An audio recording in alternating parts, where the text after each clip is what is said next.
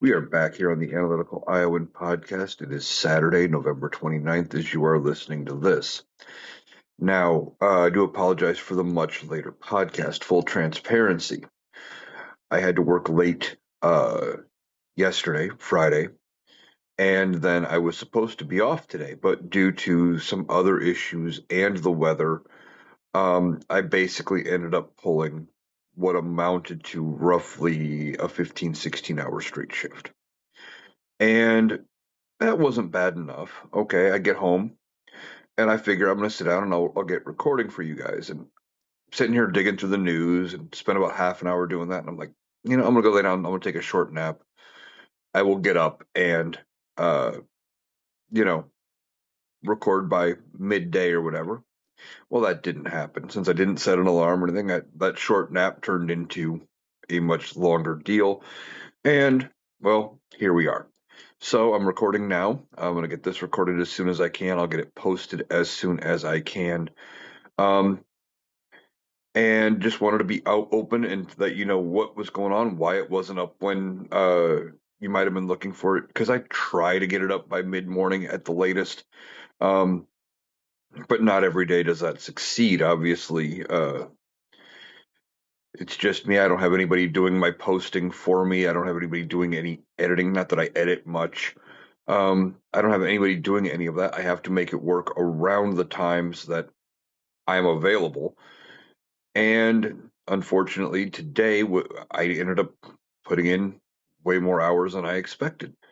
So that's where we're at. That's why it's here. At least so far, I haven't done anything stupid like I did the one day and accidentally delete an entire hour of recording. So that being said, hope you enjoy today's podcast. Um, and I will get done at some point, get some TikToks done, and I'll turn around and I'll record tomorrow's and hopefully have it up at a better time for you.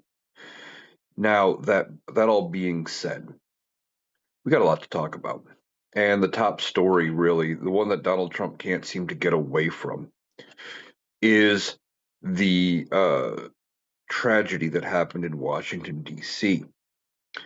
Now, Donald Trump was in Palm Beach. He was at Mar-a-Lago. He was not there, but there was a shooting near the White House. Now we do not know the nature of or the reason behind this.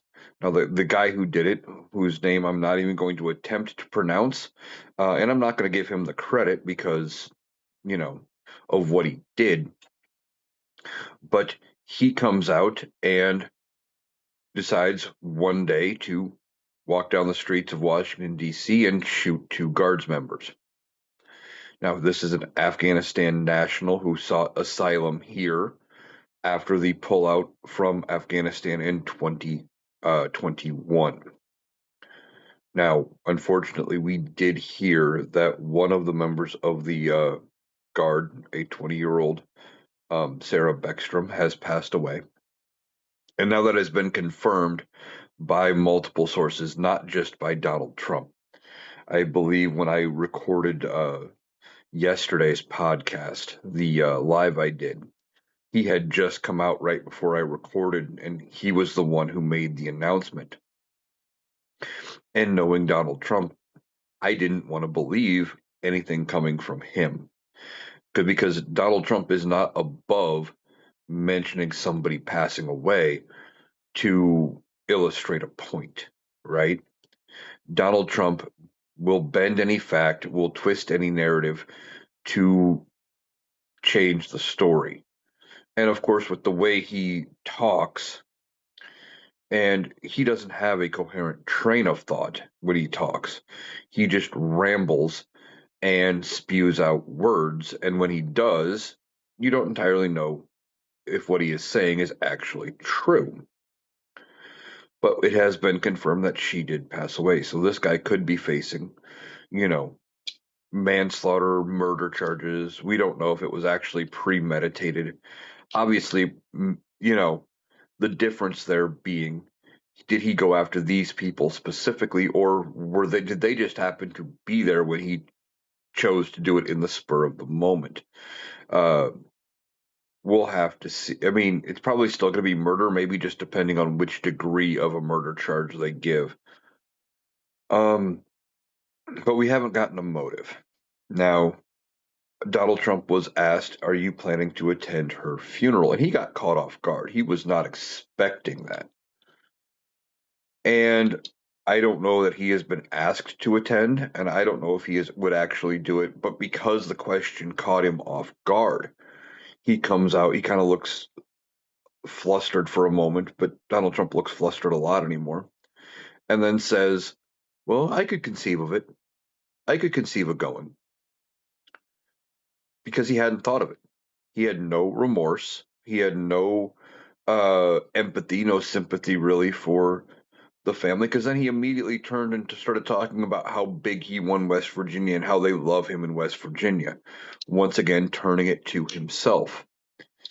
Donald Trump is a raging narcissist who is backed into a corner.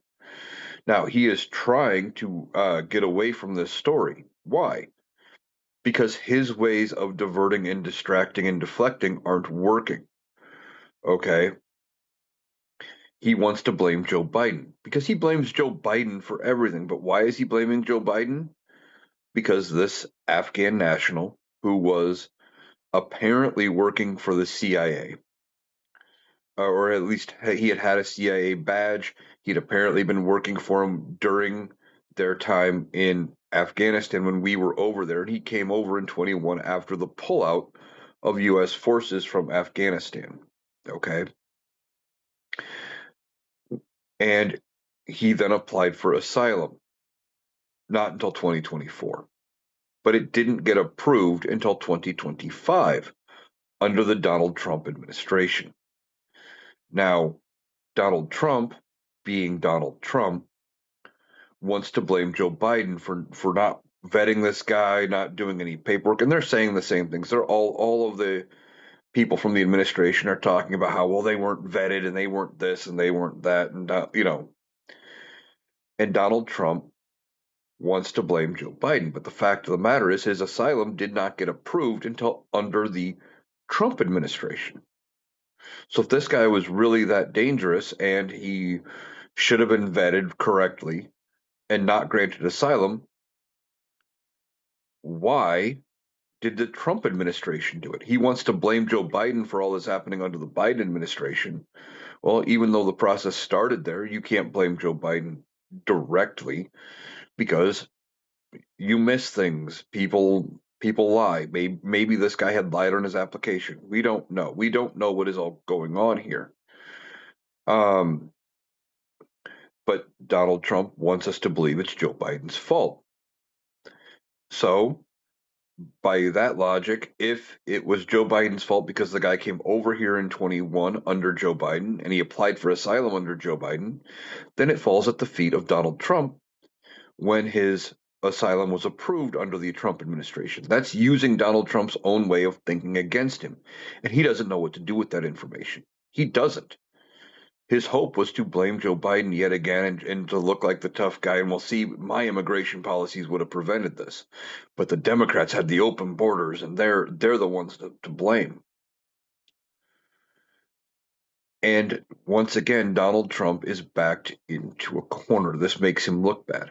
Beyond that, if Donald Trump had never sent the National Guard to Washington, D.C., we wouldn't have been in this position in the first place. Okay?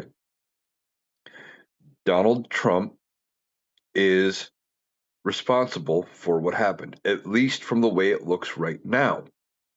Now, it is entirely possible that this guy would have still woken up Wednesday morning, grabbed a gun, walked down the street of uh, Washington, D.C., and shot somebody. It's entirely possible that that is the case.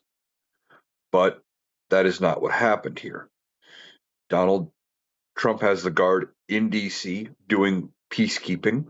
We're hearing they weren't even armed. They were doing landscaping, yard cleanup, those kind of things, beautification projects. They weren't even in their element for what they were trained for. They were, in some cases, hundreds or thousands of miles away from home and not even doing actual peacekeeping. But they were there to prove a point. They were there to prove Donald Trump was the ultimate tough guy. Okay? They were there to prove that Donald Trump was strong and tough and, oh, you better not commit any crime in Washington, D.C. under Donald Trump. Man, he called out the military to deal with all the crime in Washington, D.C. Isn't he great? Except crime was on a 30-year low. They had done a crackdown under the Biden administration. Now, the Biden administration had nothing to actually do with it other than being in power when it happened. But they had done a crackdown, and they had gotten it to a 30-year low in Washington, D.C. So, who's to really blame here? Donald Trump. The guard shouldn't have been there, not to mention, about a week before this event happened, a judge had told Donald Trump, well, the emergency you're claiming doesn't actually exist, and there is no authority for you to actually do what you're doing. You need to send the guard home. But they put it on a stay and said, no, we're going to give you 21 days to appeal. And Donald Trump just left the guard in place for those 21 days.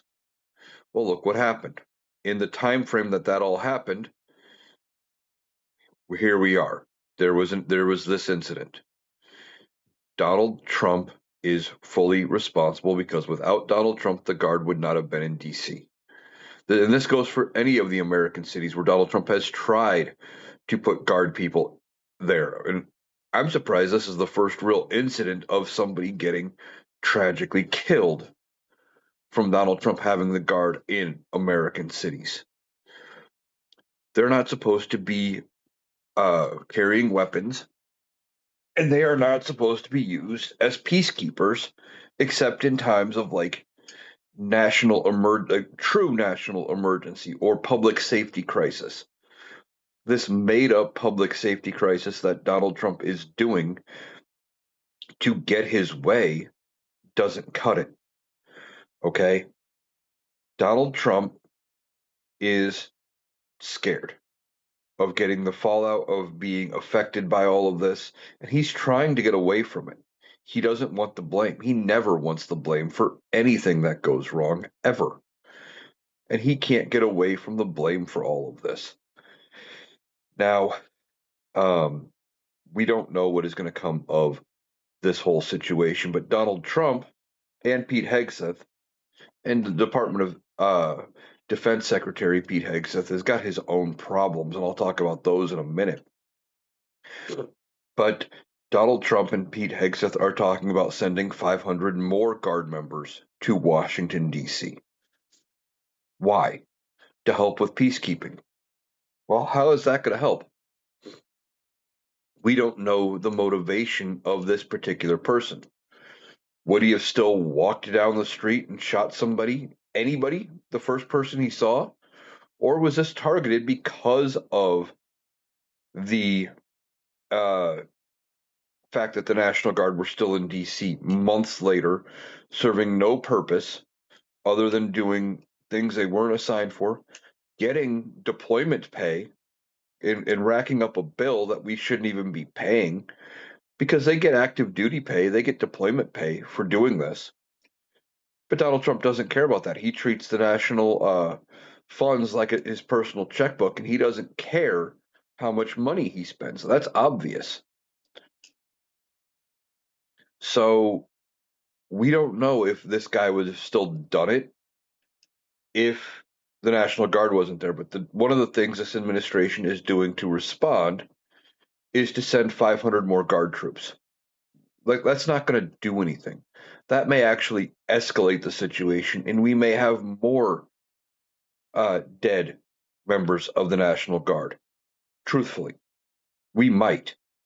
And that is a scary prospect, right? This whole situation could be resolved potentially, or could have been prevented potentially by the guard not being there. Now we will see how the appeals courts handle Donald Trump as far as his deployment of Guard to D.C. And one of the reasons they picked D.C. first, it was in part because it was the nation's capital and for the image of troops in the capital. And look, I'm an occupying force. That was part of it. The other part was there wasn't really a governor that they could fight with. They only had the mayor of Washington, D.C., which is easier to deal with. And because of the weird joint local federal combined status of Washington, D.C., it was easier for them to go in and do what they did. There was a lot of federal buildings and things that they could claim they were protecting, etc. It made them have at least an attempt at a legitimate claim. They didn't have one, but it gave them more of a legitimate attempt to make that claim. Now, Donald Trump has a couple other things they are going to do besides sending more Guard troops to Washington, D.C., in order to try to prevent something like this from happening again. Now, what are they going to do? Well, one of their things they want to do is potentially, well, he says they're going to do it, but I don't know if they can legally do this. He wants to stop any and all asylums, period. Well, or at least coming from third world countries. And he tried this back during his first administration, all the way back in 2018, 2019. And courts told him no. Appeals courts told him no. Now, there was an attempt for it to go to the Supreme Court. I do not believe the Supreme Court actually took it up. I think by the time it got there, the administration was, you know, gone. I don't believe the Supreme Court actually finished that. Maybe they did, but I haven't seen anything where they actually did take up this case on asylum. But the courts told him, no, you can't stop blanket asylums. And then if I remember the timeline right, COVID also hit at that point after that. So maybe this administration quit focusing on it and maybe they didn't appeal it because they were worried more about dealing with COVID. So Donald Trump has tried this blanket banning of asylum seekers before, but Donald Trump has also proven he doesn't know what the word asylum means.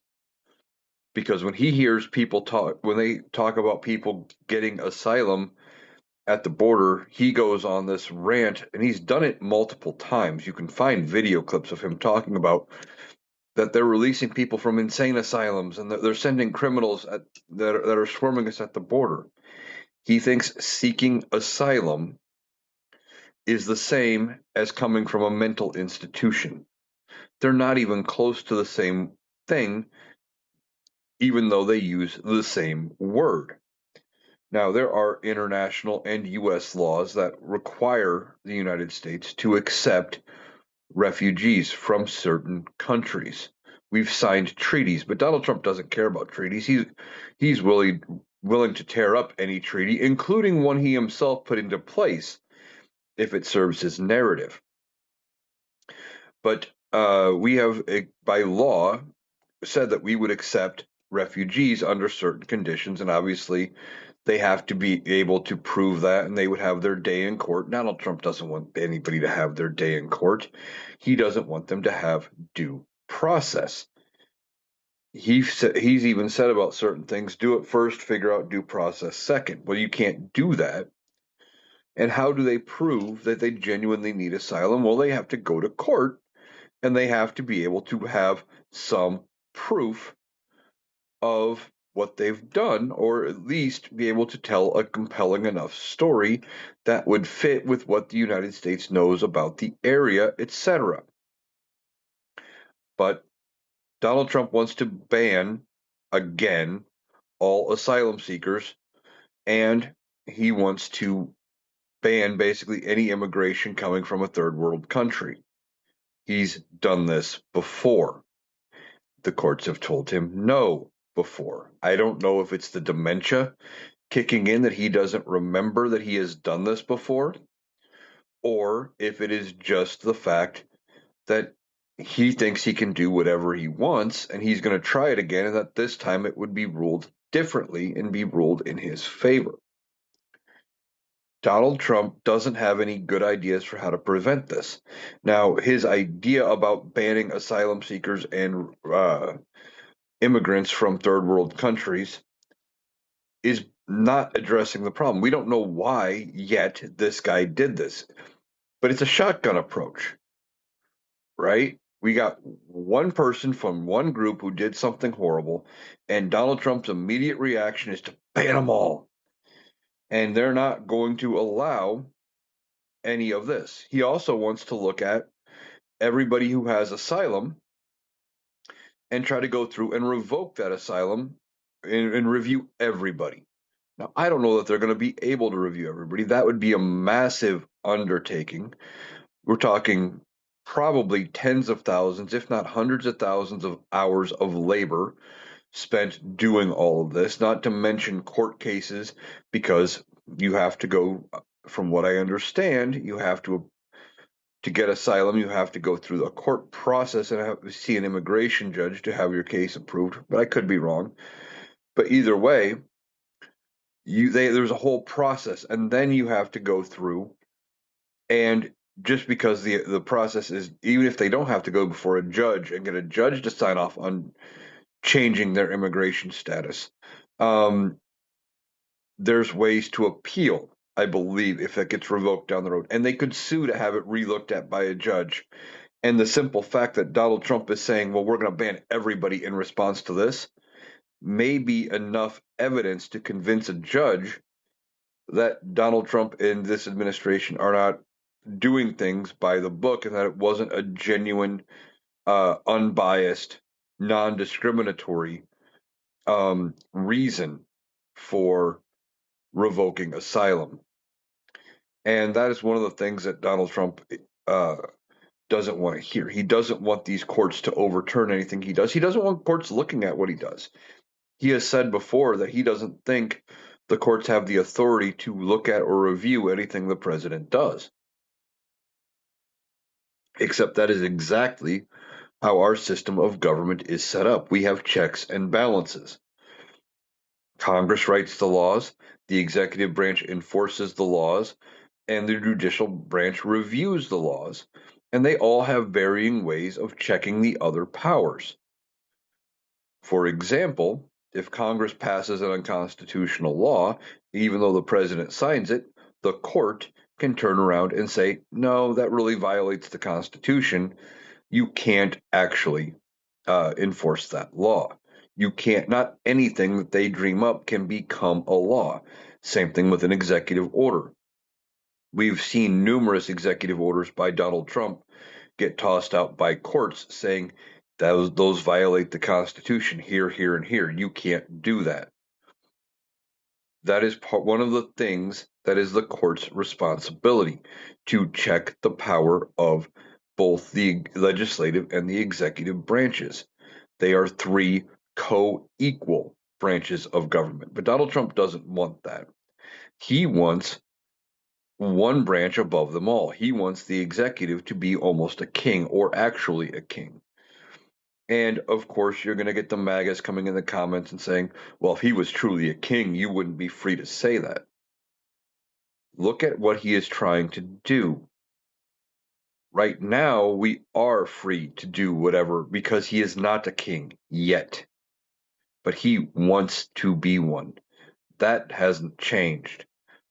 Donald Trump is trying anything and everything to get his way on every issue so that he becomes king-like. He thinks everybody should just agree with him, that he can't do no wrong, and that is the way it is.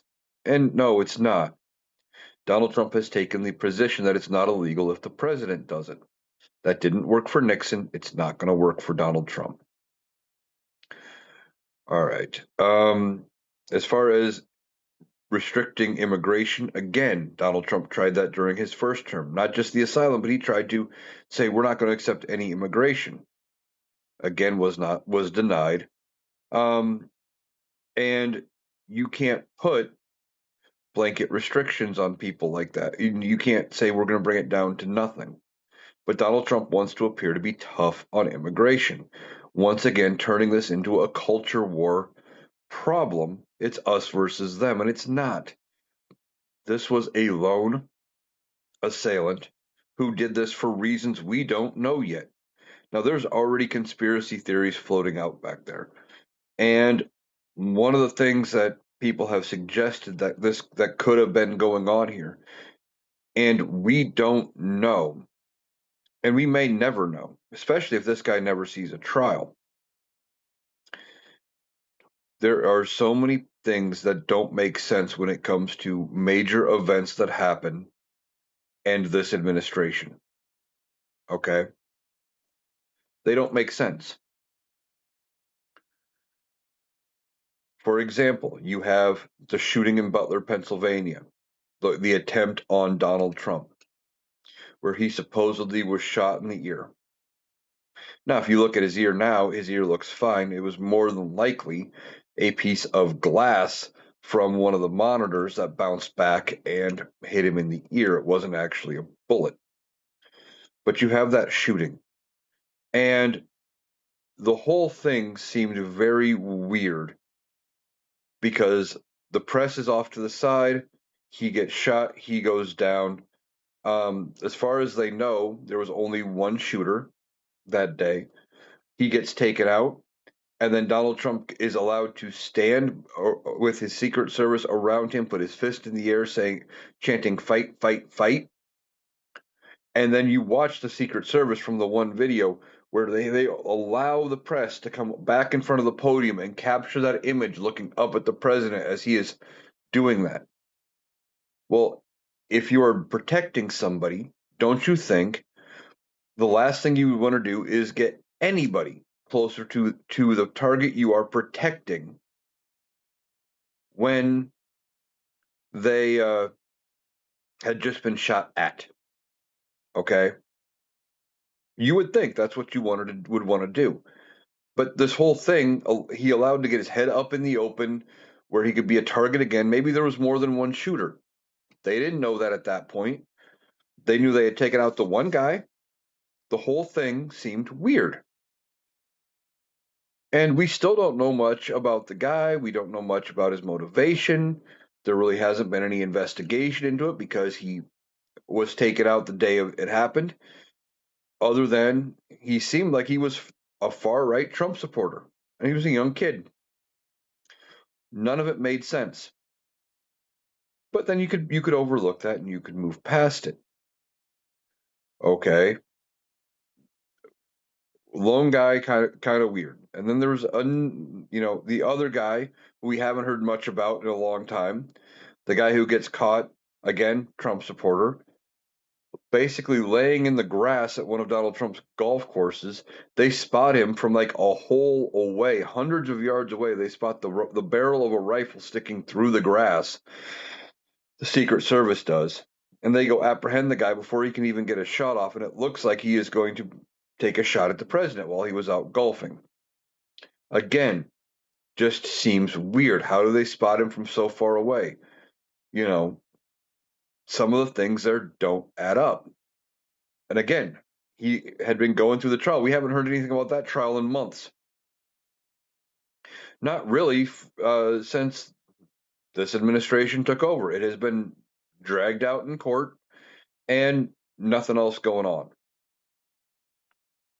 Then you have the whole thing with Charlie Kirk. Okay. Back in October, and it feels like forever ago, Charlie Kirk gets taken out. And you have Kash Patel coming out saying they're going to, they're going to catch this guy. And then they thought they had caught him 3 different times. They didn't. And multiple things in the Charlie Kirk situation don't make sense. Okay, apparently you had somebody in the crowd, I believe one of the first people that they arrested said he did it, if I remember right. And then that wasn't the guy. Then they had another guy, wasn't the guy. And apparently he came down, got down the roof, disassembled the gun, took off carrying a gun case, not the gun itself. Then a ways later, they apparently he stopped, put the gun back together. They had the gun fully assembled, which doesn't make sense. And apparently he took off, and then he went home. And like 2 days later, his family convinced him to turn himself in. And we haven't heard any more. We don't know why he did it. We don't know what was going on there or anything other than it happened. And the whole thing seems weird. Then you add in the fact that Charlie Kirk had been a rising star on the conservative side. Some people were thinking that Charlie Kirk may have had the following at some point to be eligible once he was old enough to run for president, and that he may have been able to be the next head of the MAGA movement. Something like that. But, you know, Donald Trump and this administration, they make you question. And now we have this situation. Guy that had worked with the CIA, had helped us in Afghanistan, worked side by side with military personnel for so long, comes over in the pullout from Afghanistan and ends up just on a random Wednesday before Thanksgiving decides, well, today's the day I'm going to grab my gun. I had all that time, all the ability working with them in Afghanistan and any time between coming over in 2021 and now to do whatever I was going to do. I could take out any target I want. They weren't going to suspect me. I would have been fine. And then he just decides on the Wednesday before Thanksgiving, when Donald Trump is president, to that was the day he was going to walk down the street and shoot a couple of members of the National Guard. There's enough weird things here that makes you question it, and I see where the conspiracy theories are coming from. Now, hopefully, at some point, there ends up being a congressional investigation, or when Donald Trump is out and we get a better attorney general. Now, that probably won't happen until there's a Democrat back in office after the 2028 election, but that they do a full investigation into all of this and find out what's going on. And if this guy really was working still with the CIA, could the CIA have been behind it? I don't want to venture into conspiracy theories, but this whole situation is weird. And depending on how he reacts and how he handles the courts telling him no when they eventually do tell him no again about banning asylum and things like that, could this be yet another way the Republicans decide to move away from Donald Trump? Possibly. Donald Trump is juggling so many things right now. It's not funny. Now, one of the other reasons why this being some kind of a setup makes you question it is, what are we not talking about right now? They're not talking about the Epstein files. Not really. You're not hearing a lot of play on what is this administration doing? Are they going to be releasing the files? This has captivated the headlines. And Donald Trump wanted to get away from the Epstein files. Is it possible that he could have um, sacrificed a member of the military to get away from the Epstein files? Do I think he would be capable of doing that with no remorse? Yes, I do. How? Look what he did during COVID. He thought shutting the government down, shutting the country down for 3 or 4 weeks, and trying to act and actually listening to the doctors to stop the spread of a highly contagious communicable disease was bad for the economy and that it was going to wreck his poll numbers. He was more worried about getting reelected than he was protecting the country. And the dumb thing is, if he would have listened to the experts and done what they said, stopped the spread and slowed everything down, he would have actually probably been reelected himself. But that's not what happened. Donald Trump instead knew better and decided that he was going to instead do this. He was going to open the government up. He was going to try to force states to open their economies back up because the economy was tanking and everything was looking shitty, and he thought he was going to get the blame.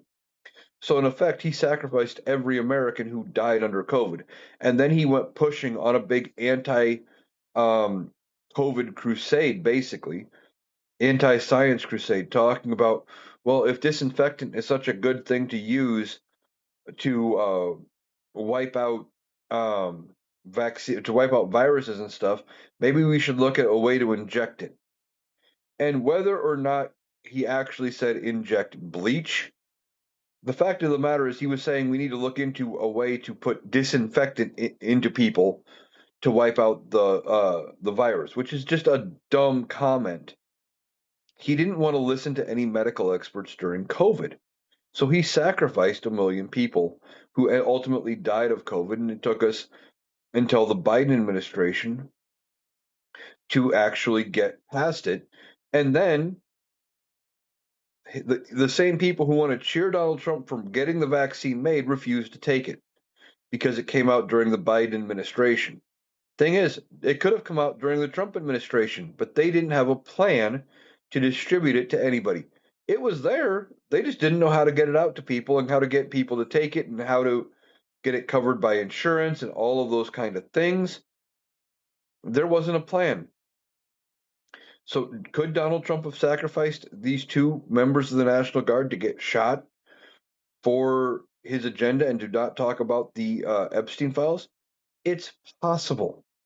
Now, when I said that they could be turning away from Donald Trump, a couple of the things I have been talking about is it is possible that the Republicans decide to move away from Donald Trump heading into the 2026 midterms, and we're already seeing that. You know, you have Marjorie Taylor Greene resigning effective January 5th. You have the discharge petition about releasing the Epstein files. You have another discharge petition that is going to be coming up for a vote, I think, next week on restoring collective bargaining to federal employees. Donald Trump doesn't want to have his executive order overturned banning collective bargaining, but that's exactly what may happen. And this could go to the Senate. Now, we don't know what the Senate would do with that one, but they ultimately could look at either, depending on what comes out about this incident, or how he handles releasing the Epstein files, or what's in the Epstein files about Donald Trump, that it could end up ultimately being horrible enough that the Republican Party decides to move away from Donald Trump. Now, one of the reasons they keep standing by him is because of the MAGA base, that 30 to 35% of the Republican Party who will vote for Republicans no matter what. Okay? They just will. They'll vote for Donald Trump, and they will ultimately end up voting for anybody Donald Trump endorses because they're good little sheep. And Donald Trump uh, being connected to the files may be enough because they desperately want to know who is in the Epstein files. The MAGA base does. Because one of their things that they can all agree on is they need to protect children. And the simple fact of the matter is these were children. Now, a lot of people try to sugarcoat it by saying, well, they were young women or something like that. No, if they were under 18, by legal definition, they were children. But the Republicans always talk about, and especially the MAGA, talk about protecting the kids. That's what they use as their justification for banning anything LGBTQ. They don't want to have to explain to their kids that anything other than straight people exist. But the thing is, as it becomes more common, most kids won't care. If they see it as normal and it's becoming more accepted and it's being shown in a better light on TV, etc., then and in being seen out in public without people, blowing a gasket, kids are just going to go, yeah, okay. They don't have any preformed notion about what is or isn't the right way to be. They learn that from their parents, and they only think that things are a certain way because they were taught that way. Now, ultimately, they may grow up, still find no problem with members of the LGBTQ community, and resent their parents for the way they were raised. That's entirely possible, but the MAGA base doesn't care about that. They're not thinking that far ahead yet. But they want the MAGA base wants the Epstein files released, okay? And while this is successful, while the attack in DC has successfully distracted away from the Epstein files, it's still going on. That deadline to release the files is coming. Now, this administration is trying to go back and say, well, we're going to release the grand jury transcripts. Like they're going back to that play. Problem is, judges have already said you can't release the grand jury transcripts that is under seal because that's just procedure. You can't do that.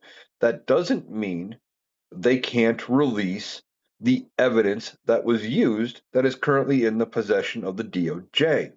You just can't release the transcript of what happened in the grand jury proceeding.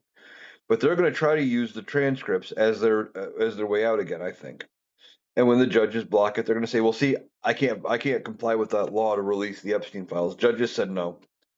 Those are not the same thing. And I think that the Republicans are watching what Donald Trump is doing in regards to the Epstein files, and they are going to have to make a choice that they could end up ultimately walking away from Donald Trump, impeaching him themselves, and removing him. Now, on the topic of impeachment, Al Green of Texas, a Democrat, has said he plans to reintroduce as a privileged motion articles of impeachment against Donald Trump by the end of the year. And that may work. But I think if those articles of impeachment or any articles of impeachment against Donald Trump pass, while the Republicans have the majority in the House of Representatives, that they would have already talked to the Senate and they know they have the votes to convict him in the Senate. I really do. I fully believe that they are not going to pass articles of impeachment in the House if they do not have the votes necessary to remove Donald Trump. Why? Well, one, they don't want to be embarrassed by taking a shot at Donald Trump and not succeeding. That's problem one. Problem two is that if they can't successfully remove him, Donald Trump is going to burn the Republican Party down. Hell, he may try to burn the Republican Party down around them as this is all going on, just for attempting it. They don't want to lose their party. They don't want to lose their own seats. They don't want to be removed by getting primaried or things like that. They are only going to make the move if they know they have enough votes in the Senate to get rid of Donald Trump. And he still may try to burn him down. But I guarantee you, if they vote to remove him and then the files come out and Donald Trump is in them, as bad as it sounds like it could be, and what we've heard so far sounds like there's at least several images of Donald Trump with two underage girls sitting on his lap, topless. Now, these girls, from what the news articles I am hearing, said they appear to be at least teenagers, but they're still underage. They are still not 18. And 18 is that magic number, that cutoff number, where we have all agreed that that is what makes an adult. Now, if the number was 21, then the number would be 21. Right now, the number is 18. And these girls are under that number. And if this is all true, that's going to be bad for Donald Trump. The Republicans would be able to save some amount of face by removing him. I don't think it would stop the blue wave that I think is coming, but um, they would be able to potentially salvage any damage that could come from the MAGA movement be wanting to move on Donald Trump. They could. Now, I said something a little bit ago talking about Pete Hegseth having his own problems. And one of the things that it sounds like there's going to be a bipartisan investigation in the Senate looking into are these reports that Pete Hegseth, when talking about bombing these boats out of Venezuela, had said kill them all. That it wasn't about actually stopping enemy combatants or drug smuggling, that it was about being cruel and leaving no survivors. Now, I think I said yesterday in one of my TikToks that he confirmed it himself, but I think it's being leaked that this happened. That there was one of the first boats that got blown up. Apparently, there were some survivors hanging off the edge of a burning boat in no position to be able to fight back. Now, of course, the MAGAs are going to come back and say, well, if you don't know for sure and you never saw the video, they could have been holding guns or something like that. If you are fighting to hold on to avoid uh, falling off a burning ship, as cool as the movies make it seem to be, you're not going to have a guy hanging there with by one arm holding a gun in his other arm shooting at the American soldiers. It's just not going to happen. The movies may do that shit, but use some common sense. They're only going to be able to do that for a couple of shots, maybe, and then their arms are going to get tired, and they're going to try to save themselves again. At best, it's not going to happen. If this story of a fishing boat getting bombed and then there being survivors while the boat's going down and it's on fire is true, and them bombing it again to make sure it sank is true, that's potentially war crimes. Those would be what is described as an unlawful order. And Pete Hegseth could be in jeopardy from that. Now, it wouldn't surprise me at some point if Pete Hegseth ends up being a scapegoat for this. Now, if there's a bipartisan investigation into this, and the public opinion turns against Secretary of Defense Hegseth and this administration, expect Donald Trump to throw Hegseth under the bus. He will. Why? Because that's who he is. Donald Trump needs a scapegoat. He needs somebody to take the fall for any of the bad things he has done. And that's what's going to happen.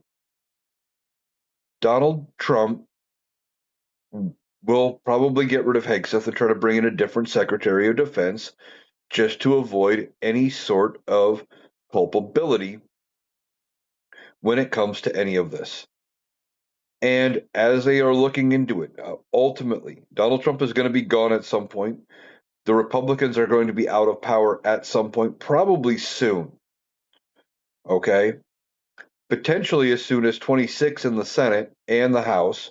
So Congress would be in control of the Democrats. And probably as soon as after the 2028 general, a Democrat is going to be in the White House. And they are going to probably go through, appoint a strong attorney general, look into all of this, tell the military to look into all of this, and have them open investigations. And you could be dealing with people in the military getting court-martialed over this, facing all kinds of charges for not disobeying these blatantly illegal, unlawful orders. When Donald Trump is gone, there's going to be massive fallout for anybody who followed him and listened to some of the dumb, harebrained ideas he has. Now, I said something a bit ago talking about how Republicans are in power in the House for now. Now, coming up on Tuesday, just what, 4 days from now, there is a special election in Tennessee. And this special election in Tennessee is going to be for a House seat. Now, this district is one Donald Trump had taken by 22 points. 22 points. You would think it is a safe Republican district, but it's not right now. Now, I have my own issues with polls. And if you believe the polling, which Polling can be skewed, don't get me wrong, but if you believe the polling, Afton Bain is leading the Republican challenger, or not leading, closed in against the Republican challenger by 2 percentage points within the margin of error, because most polls have about a 3% margin of error. So that would mean the Republican could win potentially by 5 percentage points, or Bain could win by a point, potentially, or somewhere in between. But anyway, Afton Bain has closed that gap. Even if Afton Bain doesn't ultimately win, if they finish within 2% in a district that was that close for Donald Trump, it's going to send a message to the Republican Party.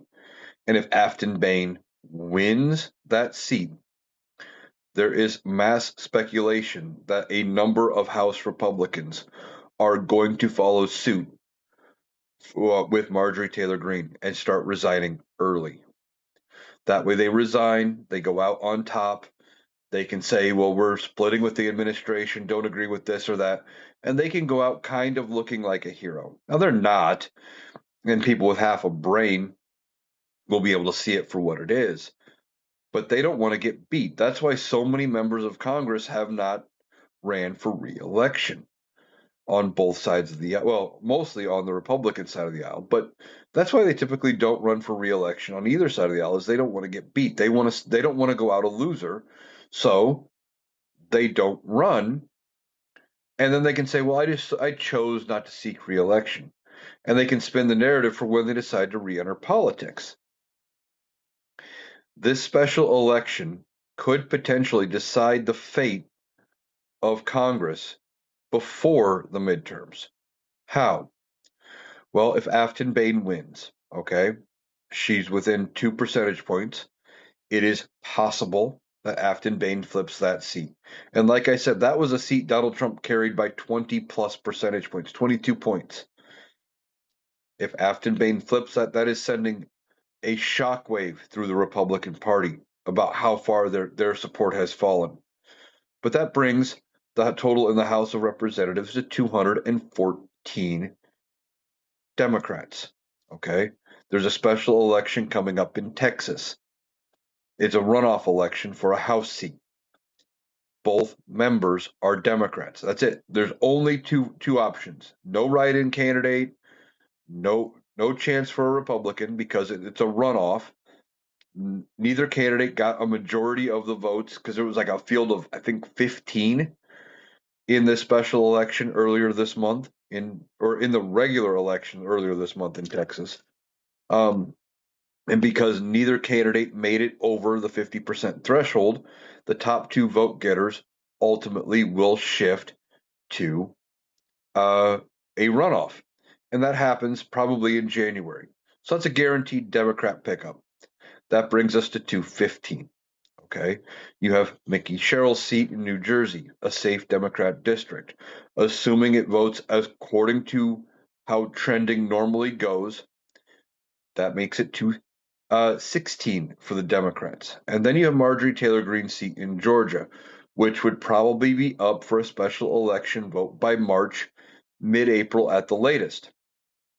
And if a Democrat, as crazy as it sounds, if a Democrat flips that seat, and the only reason I'm saying it could happen is look at what's happening right now with Afton Bain in Tennessee, taking a seat that was safe Republican by 20 plus points and making it a legitimate potential pickup. If that seat flips, that would make the majority 218 Republicans to 217 Democrat. And if Afton Bain winning in Tennessee flips the narrative and scares Republicans enough, you could see several more deciding to jump ship. And they would only need one to either flip party or resign and have a Democratic pickup. I mean, anything could potentially happen. Now, what I don't know about as far as the House, and I keep meaning to look it up, but I haven't had a lot of time in the last few days, is what happens if neither party has a true majority due to vacancies. Does it go with a majority of those elected, or does it just maintain the status quo and they would have to wait until they have the 218 majority for the Democrats to make any changes? And as far as I know, it has never happened that the House has flipped mid Congress like this. Um, Usually it happens after an election and something like that. We are watching this election. This is going to be a sign of things to come. Republicans are running scared. Donald Trump is spinning. He doesn't know how to get away from any of these stories. Expect the fallout to continue to get worse as he continues to unravel. And, you know, we will have to deal with all of it as it comes. But change is coming. Progress is coming. We are going to get through this. We are going to get to the midterms. And once we flip the House and the Senate in the midterms, or before, if that happens to be possible, Donald Trump won't be able to get anything more legislatively done. And his time he will effectively be a lame duck.